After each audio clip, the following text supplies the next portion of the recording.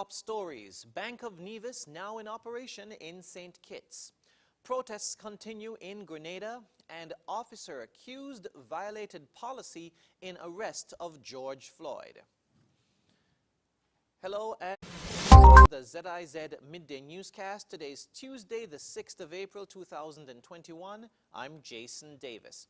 Nationally, after acquiring the Royal Bank of Canada through a consortium of regional banks, the Bank of Nevis has officially begun operations in St. Kitts on Tuesday. The occasion was marked with a ribbon-cutting ceremony at its main branch in Basse-Terre. Prime Minister Dr. the Honorable Timothy Harris, in his capacity as Minister of Finance, applauded the bank's ability to create jobs and opportunities, noting that they now have a home in St. Kitts in which to continue this tradition. As we open the doors today to the Bank of Nevis, we know that the Bank of Nevis understands that there is a lot of work to do and that it has a lot to do to provide banking services to all the people of St. Kitts and Nevis. I want to commend the bank for its role it has played so far, creating real jobs and opportunities, especially for our young people. I want to commend the bank for its work that he has done to develop business and industries throughout the last 35 years. The bank has much work to do, and today the bank has a new home here in St. Kitts in which it will do its work. After the Prime Minister's remarks, the ribbon-cutting ceremony was performed by Lady Sheila Daniel, the wife of the founder of the Bank of Nevis, the late Right Excellent Sir Simeon Daniel. The consortium of banks, which is comprised of the First National Bank of St. Lucia, Antigua Commercial Bank, Bank of Dominica, Bank of Montserrat, and the Bank of Nevis, closed the purchase of RBC on the 1st of April. Another shipment of COVID-19 vaccines to the Federation is expected soon. On Tuesday, the Ministry of Health announced that the Federation will be receiving another 21,600 doses of the Oxford AstraZeneca COVID-19 vaccine from the COVAX facility shortly. It was previously announced that the shipment was expected to arrive late Tuesday, but ZIZ understands that the arrangement has been changed. Up to news time, the new time and day of delivery has not been confirmed.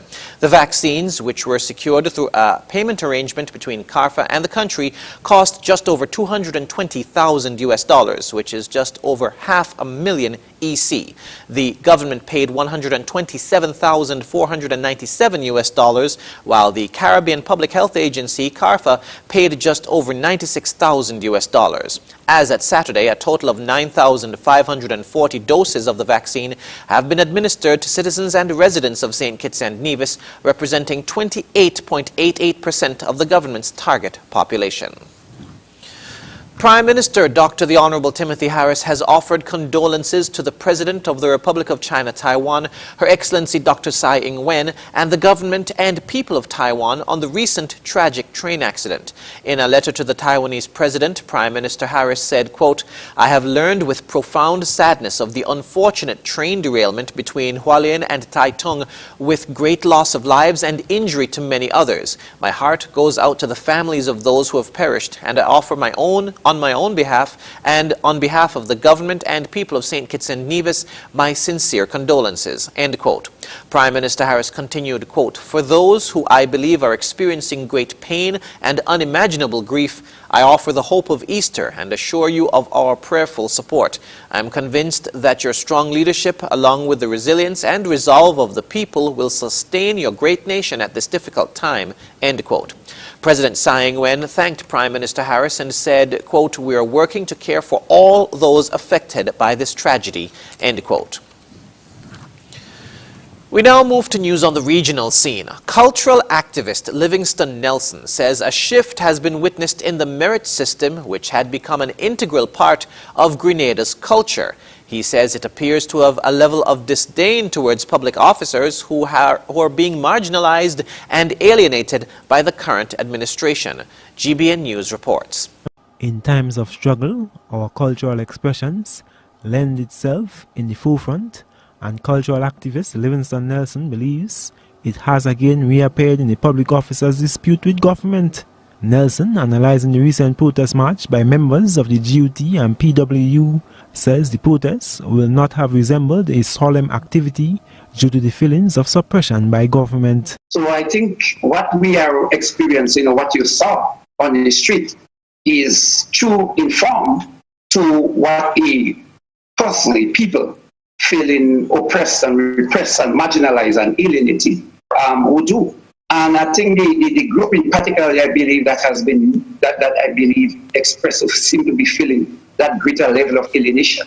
More than anything else, I think, are the teachers. Public workers, yes, but the teachers, because there are so many instances where the teachers have no chance of moving up the ladder. They have no chance at all except to the party line. And that created that bottleneck situation. It must bring out the rebel in us. And our rebellion, our sanity is locked into our cultural expression. Former GUT President Kenny James says the march was a form of protest and defiance. Both, remember, drumming was abolished on the plantation because the planter felt it was the means by which the blacks were going to communicate with each other. So anytime they had the opportunity to drum, it was to defy the plantocracy. And so it's in our culture, it's in our blood. We are Africans. And as a result of that, the rhythm of the drum is going to drive us on the street. In America, the Negro hymns came to the fore while they were in the fields. In the Caribbean is the drumming. And out of the drumming came the expressions and the music, the dance, the calypso. So once we are in a place of struggle, the default would take. I am Gerard Joseph for GBN News.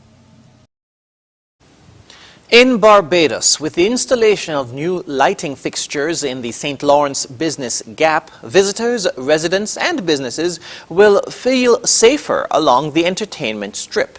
More in this Barbados Today report.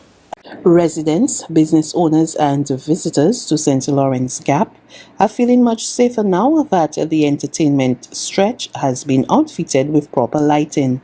Spokesman for the St. Lawrence, Dover and Maxwell Association, Adrian Donovan, told Barbados Today the collaborative effort between the Barbados Tourism Investment Inc. and Siemens Electrical had vastly improved the previously dull lighting in the gap. We've had numerous instances of complaints from tourists regarding harassment, burglaries to the residents. Businesses have moved out on numerous occasions because of the constant harassment of the guests.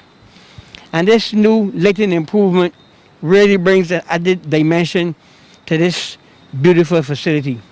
St. Lawrence Gap is regarded as the #1 entertainment center in Barbados for many, many, many years. And it deserves its due. And we could safely say that the residents, the business houses, and the tourists we have spoken to are all very pleased and happy with the work that was done by both the BTII and Siemens Electrical. In addition to the additional lighting, this complements the already in place security cameras, which you will see from the bottom to right through the top of the gap. Owner of Siemens Electrical, Alan Simmons, said the over 140 LED lights were installed at a cost of around $80,000 and had enhanced the lighting in the area by 100%. We had about almost 65% of the lighting in the gap that was out. And we speak from more to the eastern end. Then we came through and did a physical drawing and a layout of how we're going to improve the lighting in the gap, right? So if you saw it now, if you saw it then and you see it now, completely different. It has been improved by over 100%. There's certain areas that needed some pruning where there are a lot of shrubs and stuff like that, where we would ask some of the business persons and residents alike to just prune some of those trees to allow to improve the lighting level, because right now some of them is blocking the light, so it could be even a lot better than what we have right now. Yeah, so there has been a significant improvement in this gap. We are looking at other areas where we can make a contribution. Donovan mentioned that there's a crossing at the main entrance that we're going to look to give back something by making that a reality. Internationally, in a rare move, U.S. Minneapolis Police Chief Midday Arredondo has testified that the officer accused of murdering black man George Floyd broke rules on respecting the sanctity of life on the 6th day of the trial. He said former police officer Derek Chauvin went against police training by kneeling on Floyd's neck for more than 9 minutes. Chauvin has been charged with murder and manslaughter in the death of Floyd, who was unarmed in May of last year. Al Jazeera's Alan Fisher reports. An important cultural moment when a police chief took the stand to testify against one of his former officers. Midday Arredondo said the alleged crime George Floyd committed, passing a fake $20 bill, did not merit the initial response of guns drawn, and the force used to restrain him was unnecessary. Once there was no longer any resistance, and clearly when Mr. Floyd was no longer responsive and even motionless, to continue to apply that level of force to a person proned out, handcuffed behind their back, that in no way, shape, or form is anything that is by policy. It is not part of our training, and it is certainly not part of our ethics or our values. The police chief also told the jury the officers on the scene that day in May last year had an obligation and the training to provide basic medical treatment to their prisoner. We have a duty of care, and so when someone is in our custody, regardless if they're a suspect, we have an obligation to make sure that we provide for their care. This was a significant moment. Critics have often complained about the so-called blue wall, police officers refusing to give evidence against one another. This was a mighty big crack in the wall. Chief Arredondo, the man who fired Derek Chauvin the day after George Floyd died, an important witness for the prosecution. Earlier, the court heard from the doctor who pronounced George Floyd dead. Dr. Bradford Lagenfeld tried for 30 minutes to revive him to save his life. He said he believed what happened at the scene could have been responsible. Was your leading theory then for the cause of Mr. Floyd's cardiac arrest oxygen deficiency? That was one of the more likely possibilities. I felt that at the time, based on the information I had, it was more likely than the other possibilities. And doctor, is there another name for death by oxygen deficiency? Asphyxia is a commonly understood term. Under cross-examination, the doctor agreed that the use of drugs might also cause significant problems leading to asphyxia. It's expected Day 7 will spend a lot of time considering expert medical testimony, a part that may be key to the prosecution case. Alan Fisher, Al Jazeera, at the Chauvin trial in Minneapolis. And now for the weather. Present weather is cloudy. Winds are moderate from the east-northeast at 5 to 12 miles per hour with lighter spells overnight. Seas are moderate with waves not exceeding 4 feet. The weather forecast for today predicts partly cloudy skies with a moderate chance of localized showers. Tonight is expected to be fair to partly cloudy with a slight chance of brief passing showers. Sunset today will be at 6:25 p.m., sunrise tomorrow at 6:01 a.m. And that brings us to the end of the ZIZ Midday Newscast. Join us this evening for these stories and more in detail. Thank you for tuning in. I'm Jason Davis.